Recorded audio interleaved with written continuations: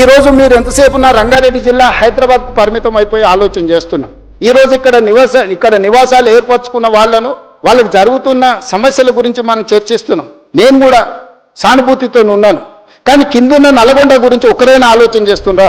ఈరోజు ఫార్మా కంపెనీల కాలుష్యము, నగరంలో వెదజల్లుతున్న కాలుష్యం, నగరంలో ఉన్న డ్రైనేజీలు, ఆత్మహత్యలు చేసుకున్న మనుషుల కలేబరాలు, అంబర్పేటలో ఉన్న శ్మశాన వాటికలు, ఈ మూసీ నదిలో చనిపోతున్న పశువుల కలేబరాలు, ఒక కాలుష్యం, అది కాలుష్యం దాటి విషంగా మారి ఈరోజు నల్గొండ ప్రజల జీవితాలను అతలాకుతలం చేస్తుంది. World Health Organization has given no ఇక్కడ లివబుల్ కండిషన్స్, ఇది నివాస యోగ్యమైన ప్రాంతం కాదు బికాజ్ ఆఫ్ ఫ్లోరైడ్ అని చెప్పి ఒక పక్కన నల్గొండ ప్రజలకు ప్రకృతే ఒక శిక్ష విధిస్తే, ఈరోజు మానవ తప్పిదాల వల్ల నల్గొండ జిల్లా ప్రజలకి శిక్ష అవసరం ఉందా?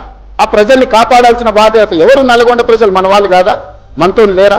నల్గొండ ప్రజల యొక్క బాధను అక్కడికి వెళ్ళి చూస్తే తెలుస్తుంది. ఇక్కడ మీరు కాలుష్యాన్ని మాత్రమే చూస్తూ వాళ్ళ భవిష్యత్ తరాలు, పుట్టబోయే పిల్లలు కాలు వంకరా, కన్ను వంకరా, లేకపోతే రకరకాల సమస్యలతోని ఆ ప్రాంతంలో ప్రజలు బాధను అనుభవిస్తుంది. మూసి ప్రక్షాళన చేయకపోతే వాళ్ళకు న్యాయం జరగదు.